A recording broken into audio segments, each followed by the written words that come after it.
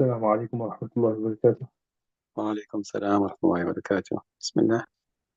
بسم الله الرحمن الرحيم. قال: وإذا اقتسم الشركاء العقار فلا شفعة لجارهم بالقسمة، لأن القسمة فيها معنى الإفراز، ولهذا يجري فيها الجبر. والشفعة ما شرعت إلى في المبادلة المطلقة. بسم الله الرحمن الرحيم. الحمد لله رب العالمين، والصلاة والسلام على رسول الكريم.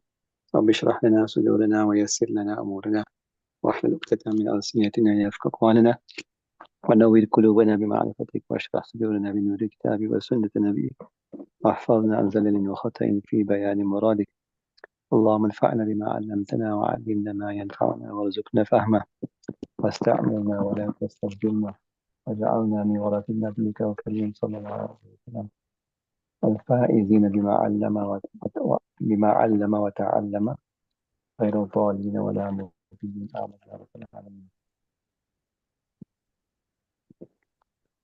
So now we go on to Bismillah ar-Rahman ar-Rahim, go on to the last section in this particular chapter, and that is regards to Kisma.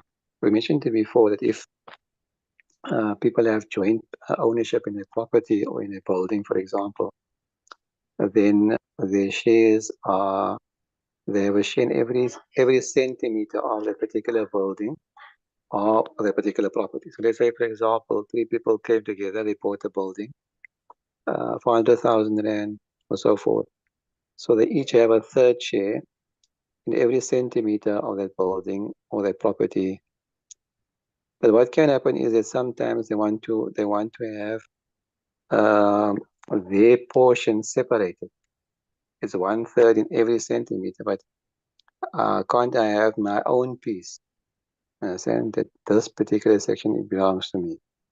So this is called qasama or iktisam, where they have it subdivided in a way, or rather divided in a way, that each partner knows what portion of the building or what section of the building is his.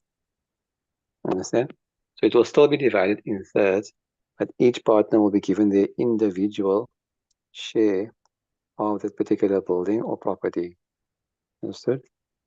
According to the value.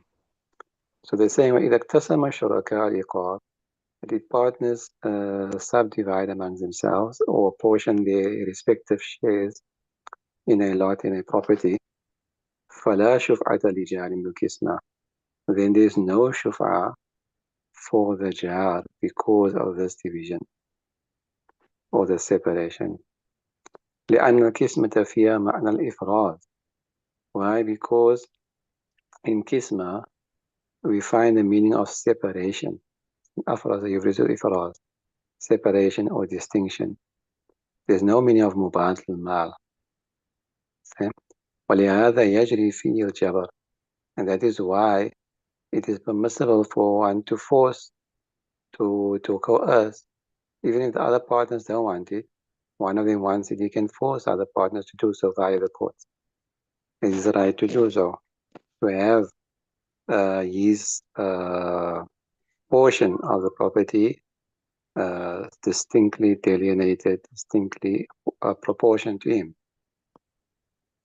وَالشُّفْعَةُ مَا شُرِعَتْ إِلَّا فِي الْمُبَادَلَةِ الْمُطْلَقَةِ, and shuf'a has not been allowed, has not been legalized, except in a exchange, and except in a pure exchange, a straight exchange of wealth for wealth.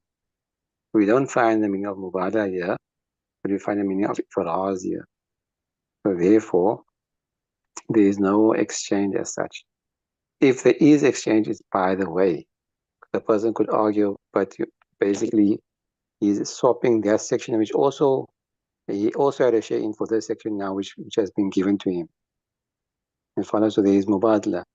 It is giving up the right over that other part to his partner or partners in exchange for the exclusive right to this section, which has been given to him or granted to him by the council or by the judge. So we say that if the meaning of mubadla does come about, it's by the way, but in reality, the actual purpose of Kisma is not Mubadla exchange, but rather it is the meaning of separation. Separation, distinction. Okay? بسم الله.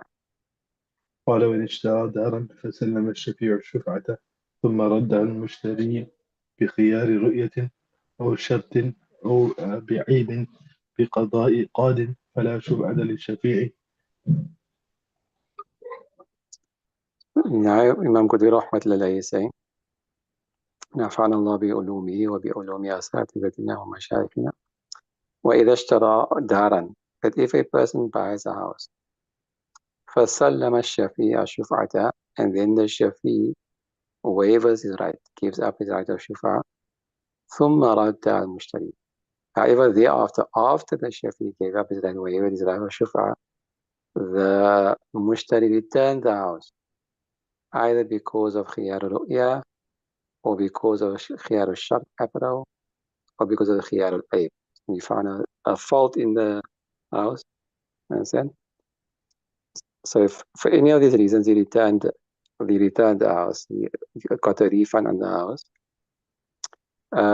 بقضاء قاضٍ, and this was done via the judgment of a judge, via legal ruling of the judge. فلا شفعة للشفيع, then there is no shuf'a for the shafi. So, by him returning it, there is no shuf'a for the shafi. Why is mentioning this is because لأنه فسخ من كل وجه, because this is a cancellation from every aspect. Is a cancellation from every aspect. فعاد إلى قديم ملكه, so therefore it returns to its old ownership, or to its previous ownership. That is, previous owner, the seller, it goes back to him, reverts back to him. والشفعة في إنشاء العقد, whereas شفعة is only established at the outset of a transaction, at the initiation of a transaction. There is no transaction here, but rather a transaction has been cancelled. ولا فرق في هذا بين القبض وعدمه. And in this matter, there is no difference of whether qabda took place or not. Understand? Meaning that if this happened after taking ownership, or taking possession rather, or before or taking possession, doesn't matter. Unlike the Messiah, some of the Messiah above, where that was a determining factor incident of the Messiah. Okay? وإن رد بعيب بغير قضاء أو تقايل البيع فللشفيع شفعته. However, if he returned the house, the mushtari, the buyer, if he returned the house because of some fault, بغير قضاء, without the ruling of a judge, he didn't go via the courts. أو تقايل البيع. تقايل إقالة means to cancel and refund. So the person got buyer's regret, didn't want the item anymore, even to speak to the seller. Now, can I return this product? Can't you cancel the deal for me and give me a refund? So تقايل, or they cancel the deal. تقايل باب تفاعل, so it happened from both sides. They mutually agreed to cancel the deal. فللشفيع شفعة. In this case, there will be شفعة. لأنه فسخ في حقهما. Why? Because this is a cancellation of the previous deal, only from their perspective. With the judgment of the qadi is a cancellation across the board. But if they're doing it mutually among themselves, then it is a cancellation from their perspective, but a new deal from the perspective, a resale from the perspective of the shafi. Otherwise, it is as if the new owner, the mushtari, is reselling it back to the old owner, because there's a mubadla taking place here. He's giving the house, although it's from their perspective, he's giving the house back, and the buyer is returning the money. But from a third party's perspective, this person gave the house in exchange for money. He sold the house in exchange for money. You follow? Okay. لولايتهما على أنفسهما. Why? Because of their authority over themselves. وقد قصد الفسق, and they intended فسق, so from their perspective it is a cancellation. However, وهو بيع جديد في حق ثالث. It is a new transaction from the perspective of a third party. لوجود حد البيع. Why? Because we find the meaning. حد means definition, تعريف. Because here we find the meaning, the definition of a transaction, which is what? ومبادلة المال بالمال بالتراضي, which is the exchange of wealth, mutual exchange of wealth with mutual consent, or exchange of wealth for wealth by mutual consent. والشفيع ثالث, and in this case here, the shafi is the third party. ومراد, you understood that? Okay. Now he's saying ومراده الرد بالعيب بعد القاضي. That in this matter specifically, what is meant by the author is that he returned it because of a fault after having taken ownership, after having taken possession. لأن قبله فسخ من الأصل. Because if he returned it before taking possession, then this will be as if he cancelled it from the very beginning, from the outset. That because for him to have become the owner, he must have taken possession of it also physically or constructively for the deal to have been completed. So if he didn't do so, it is as if he cancelled the deal from the beginning, didn't go through with it. وإن كان بغير قضاء, even though it was done without the ruling of without a legal ruling, and without a judicial ruling. على ما عرف, as is known. وفي جامع الصغير, and Imam Muhammad mentions in his kitab جامع الصغير, ولا شفعة, meaning it's the same thing now he's mentioning, but he's giving the authority for it. Where you're getting this masala from? He's saying this masala is actually derived, the origins of it is from Jami al-Saghir. That's our authority. That one of our imams of the madhab has explicitly mentioned this. ولا شفعة في قسمة ولا خيار رؤية وهو بكسر الراء. And there is no shufa in qisma division, and neither in khiyar ru'ya, and khiyar is with a kasra on the ra. ومعناه لا شفعة بسبب الرد بخيار الرؤيا. And what is meant by it is there is no shufa then because of returning it, because of exercising his right of ru'ya, he's exercising his right of sight. ما بينا, the reason that we have mentioned. ولا تصح الرواية بالفتح, and the riwayah where this is what a fatha is not correct.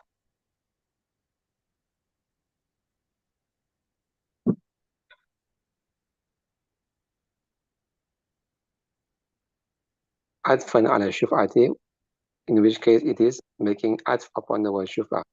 And لا خيار, لا خيار في قسمة ولا خيار رؤية. في قسمة ولا خيار رؤية. And it's not with the fatha ولا خيار رؤية, making atf upon لا شفعة. ولا شفعة في قسمة قام ولا خيار رؤية. With the case it will mean what? That there is no shufa and there is no khiyar ru'ya in kisma. That's not what the masna is. Follow? Sure. So with the fatha that won't make sense, because then it will be mean what? That shufa is not allowed and khiyar ru'ya is also not allowed when we have a kisma, a division of property. Yes, that's not what it means. It means that there's no shufa in these two circumstances. In kisma, both kisma and in the case of khiyar ru'ya. لأن رواية محفوظة في كتاب القسمة. Why? Because this narration is mentioned in Kitab al-Qisma أنه يثبت في القسمة خيار الرؤيا, that in Qisma the person does have the right of خيار الرؤيا, right of sight. Okay? وخيار الشرط خيار الشرط لأنما يثبتان في خلل في الرضا. Why? Because both of them, خيار الشرط and خيار الرؤيا, has been established, has been authorized in the Sharia because of a deficiency in the person's mutual consent. Okay? He's not happy with it, so therefore we have given him the option to return it. فيما يتعلق لزومه بالرضا. And in those circumstances where necessity becomes, or where something becomes binding based upon consent, based upon the person being happy with what is going on, what he has been compelled to do. وهذا المعنى موجود في القسمة, and this is found in Qisma. I said that something has become binding upon him, so by his consent. So therefore, those two things will apply. Shufa meaning for the partner, and what you call, and khiyar ru'ya. Allah subhanahu wa ta'ala alam. Allah ta'ala knows best.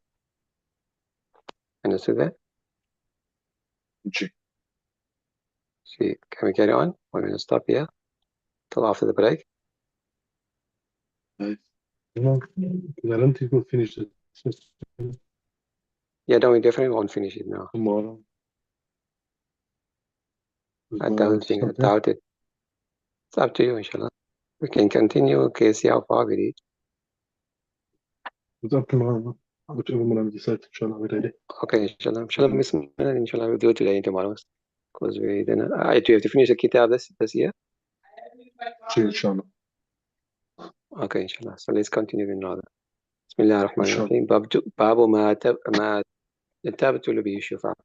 A chapter concerning those things by which shufa becomes invalid. There's 4 things. We've already discussed it or touched upon it in the previous chapters.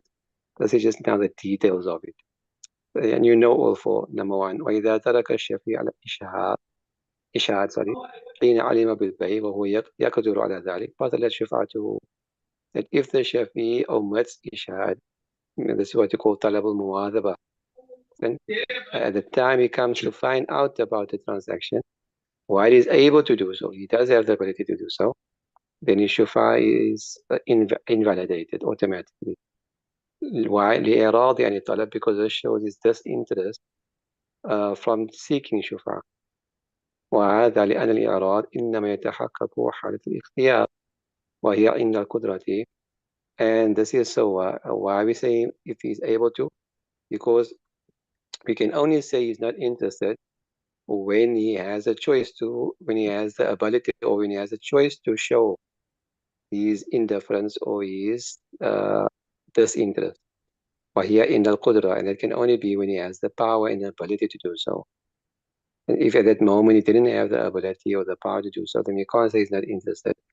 He is interested, he just couldn't do it at that particular moment for some reason. Was out of the country, for example, like we did, and he only came to know it afterward. So then it's different. So this one we did already. Came mentioned many times in the first chapter. Number 2, same also did وكذلك إن أشهد في المجلس ولم يشهد على أحد المتبايعين ولا عند الإقرار وقد أوضحناه فيما تقدم. And similarly, if he did make somebody a witness in the majlis, meaning at the time that he found out, majlis al-ilm, but he did not thereafter go and make talabul ishahad, the second talab. He did not make witness upon it any of the 2 muta'akidain, any of the buyer or the seller. Neither did he do so by the property. Understand? So he left out, so the first one is he left out the first talab muwadhaba, even though he could. And the second thing that invalidates his shufa is if he doesn't do the second talab, which is talab al-ishhad. Then وَقَدْ أَوْضَحْنَاهُ فِيمَا تَقَدَّمَ, and we have explained it very clearly in what has passed. Right, number 3. قال وإن صالح من شفعته على عوض بطل شفعته. This is something new. That if he comes to a settlement uh, from he settles on his shufa upon some exchange of wealth, then his shufa also becomes invalid. What it means that he tries to commodify his shufa. So he tries to make a buck out of it. Listen here, mushtari, buyer, you want the house, it's my haku shufa. If I claim it, you won't get it. So you know what, I'll drop my claim, you give me 100 grand. Understand? You follow, can you hear me? جبا You understood that? جي Right, so he's exchanging he's willing to waive his haku shufa if the mushtari pays him X amount of money. And then his shufa will also become batil because this is a bribe. He's asking for number 1. وَرَدَّ الْعِوَض, and he'll have to return the money that he took. Why? Because by saying, I'll drop if you give me money, that shows what? I'm not really interested in buying it. I'm just trying to make a quick buck out of it. So when he's showing al-irad, so automatically the shufa falls away. You follow? He himself is admitting through his words, they're not really interested. Why? I don't want to go through the hassle. But give me extra. I'm just trying to make a quick buck out of you. That's basically what he's saying. So the moment he said that, the shows he's not interested. So when he's not interested, the shufa falls away because it's a weak haq. Right? جي لأن حق الشفا ليس بحق متقرر, because the حق الشفا is not an established right. You can say established right, or you can say it is not a what's the word? Entitlement. He's not entitled to it. Understand that is bound. This is mine. Like it or no, it's not yours. So because you are enforcing something upon somebody who owns it. A person who owns a house, or owns anything, he has a right to use that item as he pleases. He can sell it to whom he pleases. He can do it as he pleases. That is the right of ownership. But here, Sharia is allowed. If the Sharia hadn't told us, you wouldn't have known that this person could do that. As in here, khilaful qiyas, the owner is being blocked from selling his property to whomsoever he wants by his neighbor forcing himself in between. You follow? جي So he's not entitled to it. How can he be entitled to it? He's not entitled to it. He's got nothing to do with it. It's only because the Sharia has given him the grace, has given him this benefit of protecting himself. The Sharia has allowed it. That's why it's a weak haq, because he's not entitled to it as such. So that's what they mean by ليس بحق مقرر في المحال. It's not an established right in the property. بل هو مجرد حق التملك. Rather, it is merely the right to claim ownership. It's merely the right to claim ownership or to ask for ownership. فلا يصح الاعتياد عنه.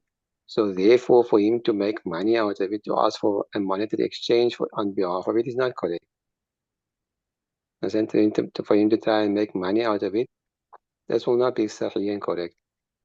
ولا يتعلق إسقاطه بالجائز من الشرط.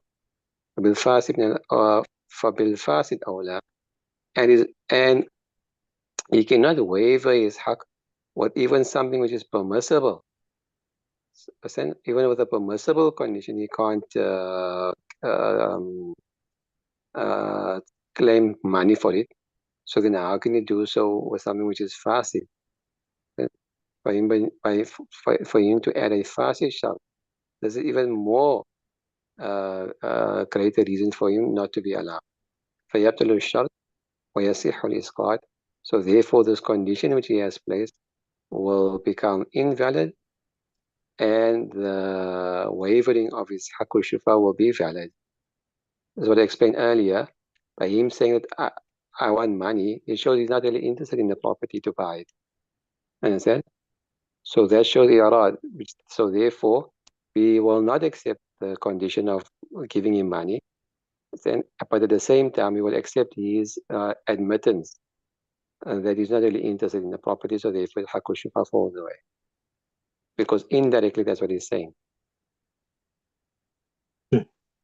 وَكَذَا لَوْ بَاعَ شُفْعَتَهُ بِمَالٍ. And the same thing will apply if it had to sell his right to Shufa for money. Because if somebody asks, you know what, I've got a Haqqu Shufa here. Don't you want to buy the right for me and you can claim now? Can't do that. You can't sell it. It's not mal, neither is it manafi. So it's not mal mutakawim, neither is it manafi. So you can't sell your Haqqu Shufa. لما بينا for the reason which you just explained. بخلاف القصاص, contrary to قصاص blood money, لأنه حق متقرر, because قصاص is an established حق, it is an entitlement. What they're referring to is here, if a person settles on qisas, you are entitled to what? To have the murder executed. But if he comes to you and he says, you know what, I'll give X amount of money, or he's come to some kind of settlement for some diya, some blood money, you can do that. You can exchange your right to execute him for money. Sharia has given you that right. Okay? So this is an entitlement. So in such an instance, you can sort of exchange your haq for money. So the Sharia has allowed it. Now, they explain what is haq mutaqarrar and ghayr mutaqarrar. What's the difference between the two? So the basic rule of thumb is what? That if that right changes after the exchange of wealth, that is haq mutaqarrar. But if it doesn't exchange after the exchange of wealth, then it's haq ghayr mutaqarrar. For example, prior to paying the money, the murderer had to be executed. After paying the money, his life is spared, and he gives money. You follow? Yeah. So he changed the status of the murderer from death penalty to remaining alive.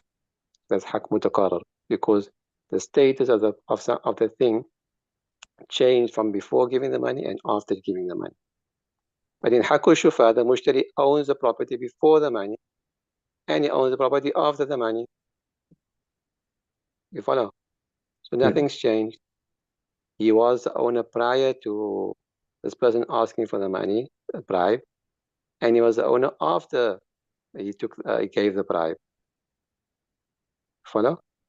So nothing has changed. So that is haq ghayr mutaqarrar. So they say that is the basic rule of thumb in these masail. Understood that? Yeah. Okay, inshallah we'll continue tomorrow. No, Any questions? Anything you didn't understand? no, alhamdulillah. Just to go over that last bit of it. Okay, we'll go over it again tomorrow, inshallah. Inshallah. سبحان الله وبحمده سبحانك اللهم وبحمدك نشهد أن لا إله إلا أنت نستغفرك ونتوب إليك السلام عليكم ورحمة الله وبركاته وعليكم السلام ورحمة الله وبركاته.